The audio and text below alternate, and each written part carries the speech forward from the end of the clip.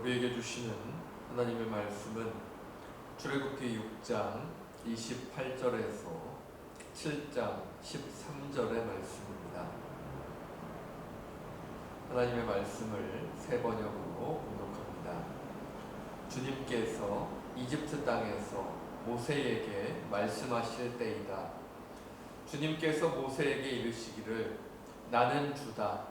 너는 내가 너에게 하는 말을 모두 이집트의 임금 바로에게 전하여라 하였다.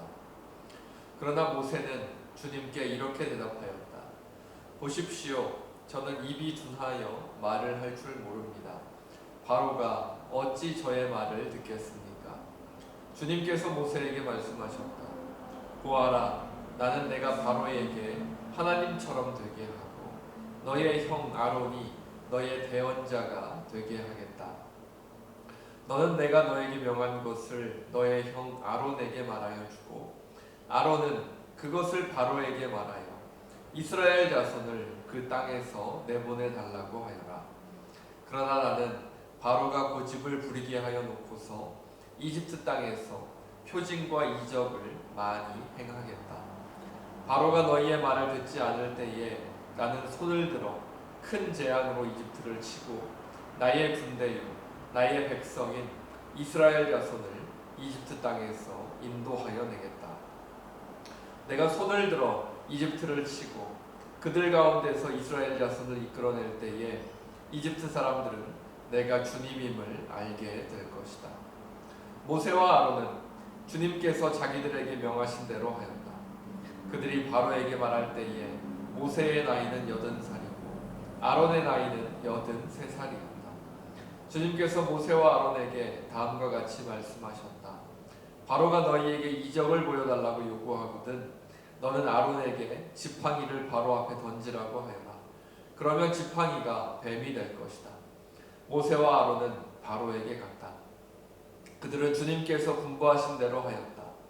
아론이 바로와 그의 신하들 앞에 자기의 지팡이를 던지니 그것이 뱀이 되었다. 이에 바로도 선인들과 요술가들을 불렀는데 이집트의 마술사들도 자기들의 술법으로 그와 똑같이 하였다. 그들이 각자 자기의 지팡이를 던지니 그것들이 모두 뱀이 되었다. 그러나 아론의 지팡이가 그들의 지팡이를 삼켰다. 그러나 주님께서 말씀하신 대로 바로가 고집을 부리고 그들의 말을 듣지 않았다. 아멘. 오늘도 출애굽기를 통해서 하나님의 뜻에 대해서 생각해보는 시간을 갖도록 하겠습니다. 우리가 출애굽기의 본문을 통해서 계속해서 모세와 이스라엘 백성과 그리고 파라오의 모습을 통해서 그들에게 주어지는 하나님의 뜻에 대해서 우리가 생각을 해보고 있는데요. 우리가 하나님의 뜻이라고 하면 뭔가 거창하고 우리가 참 알기 어려울 것 같은 그러한 느낌이 들 때가 참 많이 있는 것도 사실입니다. 하지만 하나님의 뜻이라는 것은 그렇게 거창하기만 한 것이 아니라 또 우리의 또 삶 가운데 아주 구체적으로 우리의 삶의 자리에 주어지는 것임을 또 모세를 통해서 또 이스라엘 백성들의 모습을 통해서 또 파라오의 모습을 통해서 우리가 깨달을 수 있을 것 같습니다. 오늘의 본문은 모세가 드디어 파라오를 만나러 가는 그러한 모습을 우리에게 보여주고 있는데요. 오늘도 모세와 파라오의 모습을 통해서 그들에게 주어져 있는 하나님의 뜻을 우리가 함께 살펴볼 수 있기를 간절히 바랍니다. 이제 드디어 모세가 파라오를 만나러 갈 때가 되었습니다. 하지만 모세는 여전히 자신의 부족함을 하나님 앞에 드러내면서 파라오를 만나러 가기를 주저합니다. 모세가 이렇게 이야기하죠. 보십시오, 저는 입이 둔하여 말을 할 줄 모릅니다. 바로가 어찌 저의 말을 듣겠습니까? 라고 하나님께 반문하면서 여전히 자신이 없는 그러한 모습을 하나님께 보여드리죠. 하지만 하나님께서는 이번에도 모세를 포기하지 않으셨습니다. 하나님께서 모세에게 어떠한 것을 허락해 주시지요? 바로 하나님의 약속, 하나님의 말씀을 다시 한번 모세에게 허락해 주십니다. 하나님의 뜻을 다시 한번 알려주시고, 모세는 파라오에게 나아갔을 때 모세가 파라오에게 하나님과 같은 존재가 될 것이다 라고 약속해 주시면서, 또한 모세의 말을 대신 전할 수 있는 아론이 담당하게 될 것이다 라고 말씀해 주십니다. 이에 하나님의 뜻과 인도하심을 확실히 깨달은 모세는 드디어 마음을 다 잡고 파라오에게로 나아갈 수 있게 되죠. 하나님께서 모세를 설득하시면서 모세에게 허락해 주셨던 은혜는 무엇이었습니까? 바로 하나님의 뜻을 온전히 깨닫게 해주시는 그러한 은혜였지요. 이것이 바로 성경에서 이야기하는 지혜라고 하는 것입니다. 우리가 지혜라는 그러한 성경에서 여러 번 등장하는 이 단어를 생각해 본다면, 하나님의 뜻과 이 지혜라는 단어는 언뜻 매치가 되지 않는 것처럼 보일 때도, 또 그렇게 느껴질 때도 있는 것이 사실입니다. 하지만 우리가 생각하는 지혜와 성경이 이야기하고 있는 지혜는 그 개념이 다를 때가 참 많이 있는 것 같습니다. 우리는 지혜를 어떻게 생각하지요? 우리가 살아가면서 어떠한 현명한 판단을 할 수 있는 능력, 아니면 우리의 자녀들이 어떠한 시험을 앞두고 있을 때 그 시험을 잘 준비하고 또 그 시험을 잘 치를 수 있는 그러한 두뇌의 능력이라든지 그런 것들과 연관시켜서 우리가 지혜를 바라보지 않습니까? 그래서 우리가 시험을 앞둔 자녀들을 위해서 기도할 때 지혜를 허락해 달라고 하나님에게 간구하지 않습니까? 물론 이러한 기도가 잘못된 것은 아닙니다. 당연히 정말 중요한 그러한 시험이나 인생의 결정을 앞두고 하나님의 도우심을 간구하는 것은 결코 잘못된 일이 아니죠. 하지만 성경에서 말하는 지혜라는 것은 우리가 생각하는 그러한 지혜의 개념보다는 하나님께서 모세에게 허락해 주셨던 것처럼 하나님의 뜻을 깨닫고 그 하나님의 뜻을 자신의 삶에 적용할 수 있는 능력이라고 보는 것이 더 정확할 것 같습니다. 즉, 시대를 바라보면서 하나님의 뜻을 이해하는 능력이 바로 지혜라는 것이죠. 그렇기에 하나님의 의지와 상관없는 지혜는 존재할 수 없을 것입니다. 시험 전날까지 시험 준비를 하나도 하지 않고 나서 이제 시험을 치르기 바로 직전에 하나님 앞에 기도하면서 하나님께서 지혜를 주셔서 이 시험을 잘 치를 수 있게 해주십시오 라고 기도하는 것은 전혀 성경적이지 않다는 것입니다. 이런 모습은 성경적이 아니라 그저 요행을 바라는 그러한 모습이겠지요. 성경에서 이야기하는 지혜라는 것은 하나님의 뜻을 깨닫고 하나님과 함께 할 수 있는 그러한 능력을 의미합니다. 오늘의 본문에서 하나님께서는 모세에게 이러한 지혜를 허락해 주셔서 모세는 하나님의 뜻을 온전히 다시 한번 깨달을 수 있었고, 비로소 파라오를 만나러 갈 수 있는 용기를 낼 수 있었습니다. 하지만 이러한 지혜를 가지고 하나님의 뜻을 깨달은 모세와 달리 파라오는 어떠한 모습을 보여주고 있습니까? 하나님의 뜻을 깨달을 수 있었던 그런 지혜를 얻었던 모세와 달리 파라오는 하나님을 전혀 이해하지 못합니다.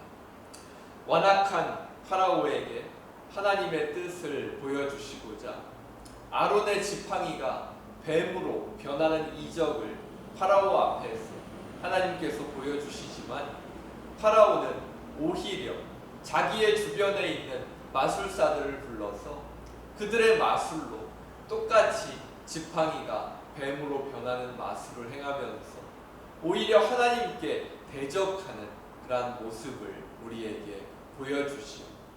또한 하나님께서는 아론의 지팡이가 바로의 마술사들이 만든 그러한 뱀을 삼켜버리는 그러한 기적을 다시 보여주시면서 파라오보다 하나님께서 우위에 계시다는 것을 분명하게 드러내 주시지만 하나님의 뜻을 바라볼 수 있는 지혜를 가지지 못했던 파라오는 여전히 하나님께 대적하면서 하나님의 뜻을 깨닫지 못하는 그러한 모습을 오늘의 본문을 통해서 우리에게 보여줍니다. 말씀을 정리하겠습니다.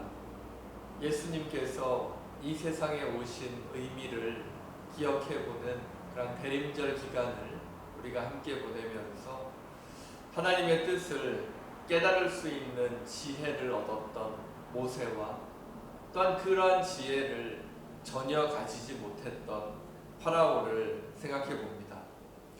하나님께서는 모세와 파라오를 통해서 하나님의 지혜를 가진 사람이 어떠한 인생을 살아가는지, 또 하나님의 지혜를 가지지 못한 사람은 어떠한 인생을 살아가게 되는지를 오늘의 본문을 통해서 우리에게 보여주고 계신 것 같습니다. 성경에서 말하는 지혜는 하나님의 뜻과 하나님의 함께하심을 나의 삶에서 해석하고 또한 나의 삶에서 행할 수 있는 그러한 능력을 우리에게 알려줍니다. 우리가 세상적인 결정을 잘 하기 위해서 또는 자녀들의 학업을 위해서 구하는 지혜와는 다른 개념인 것이죠. 평생을 살인자로 또한 도망자로 살아왔던 모세의 인생일지라도 하나님의 뜻을 깨닫는 그러한 지혜를 가지게 되었을 때 모세는 이집트의 왕 파라오와 맞서서 이스라엘 백성들을 이끌 수 있는 이스라엘의 지도자가 될 수 있었습니다.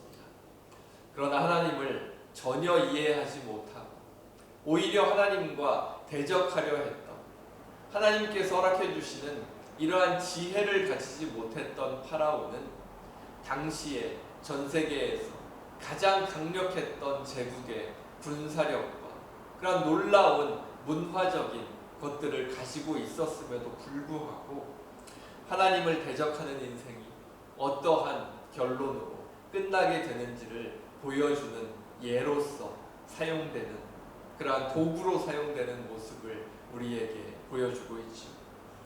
예수 그리스도께서 이 세상에 오심을 기념하는 크리스마스를 한 주 앞두고 나는 하나님의 뜻을 바라볼 수 있는 지혜를 가지고 있는가?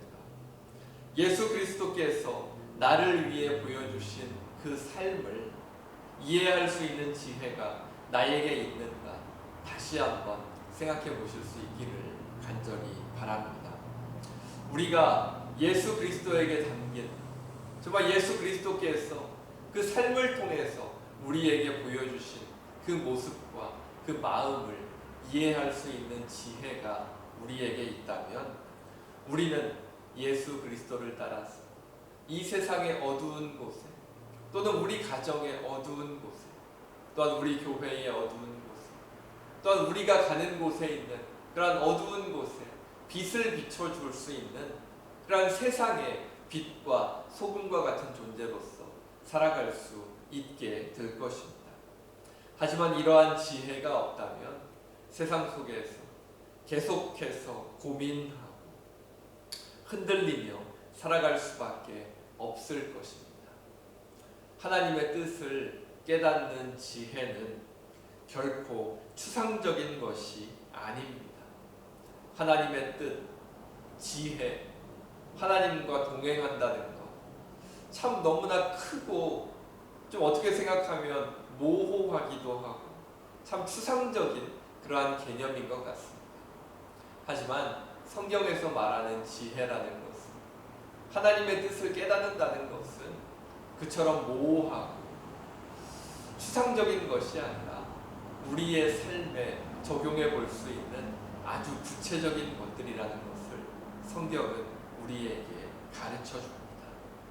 오늘 모세가 지혜를 통해서 하나님의 뜻을 깨닫고 그 마음 가운데 결단을 내리고 파라오를 만나러 갈 수 있었던 것처럼 이 지혜라는 것은 하나님의 뜻을 분명히 깨닫게 하고 또 하나님의 뜻을 분명히 깨달은 사람은 자신의 인생에서 자신이 무엇을 해야 하는지를 알게 되면서 또한 자신이 무엇을 해야 하는지를 알 수 있기 때문에 더욱더 큰 결단과 용기를 가지고 자신의 인생을 살아갈 수 있게 되는 것이죠.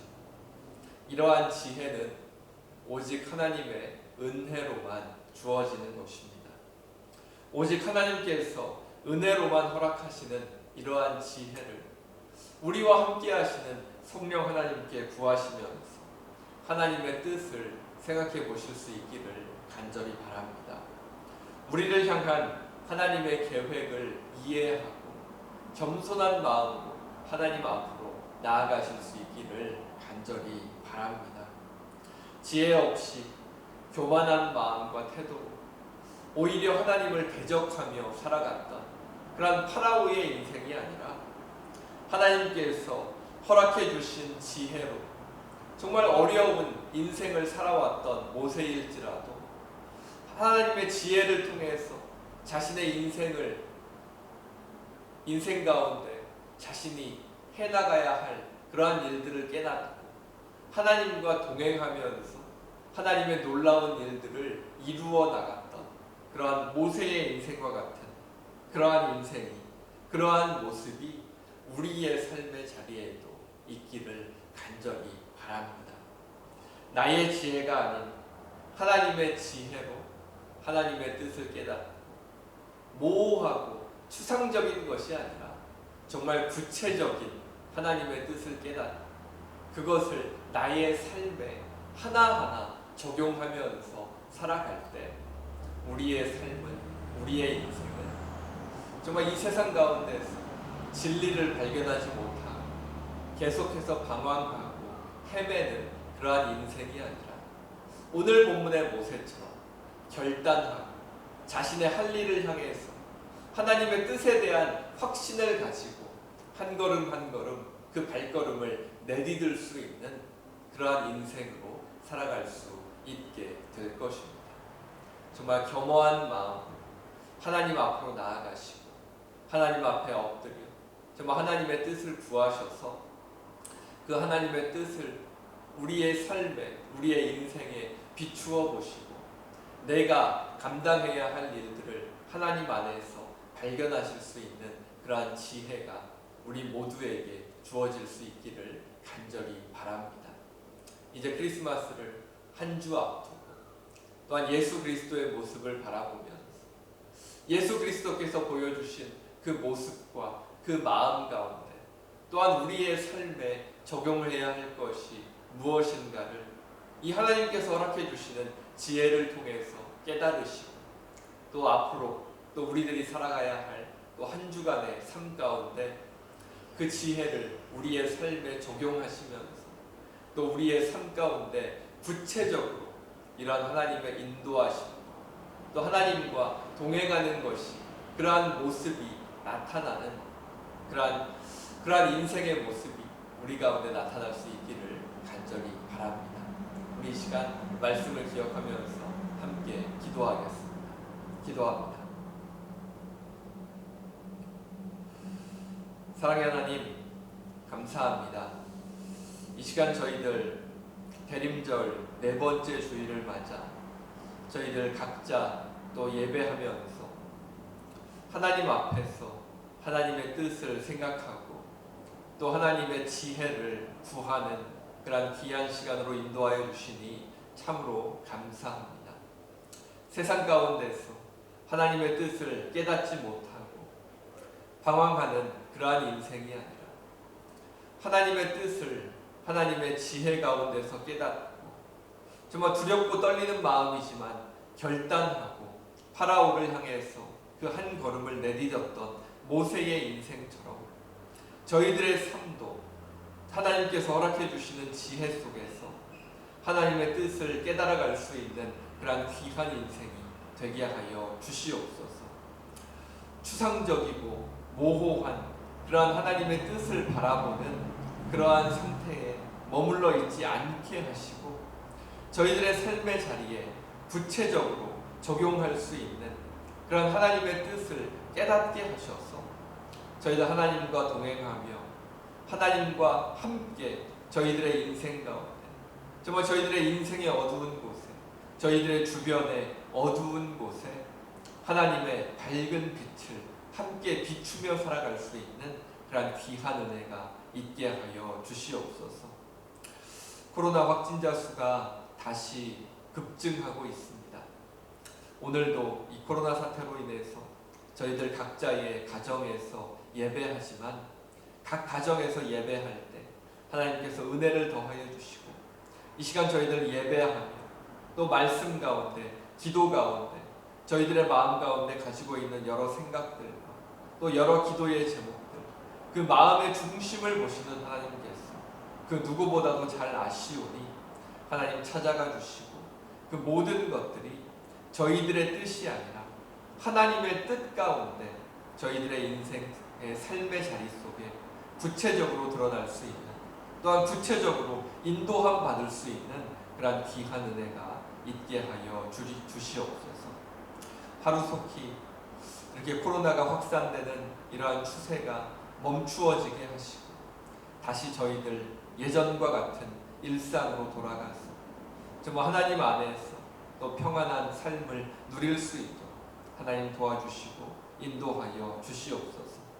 특별히 이 시간 마음의 아픔과 몸의 질병을 가지고 하나님 앞에 기도하며 나아가는 우리 성도들 하나님 기억하여 주시고 하나님의 은혜를 내려주셔서 하나님 안에서 하루하루 더 회복되어 갈 수 있는 그러한 귀한 은혜를 허락하여 주시옵소서. 이 모든 것 주님께 맡기오니 주님께서 책임져 주시고 인도하여 주시기를 간절히 바라오며 이 모든 것 우리 주 예수 그리스도의 이름으로 기도합니다. 아멘.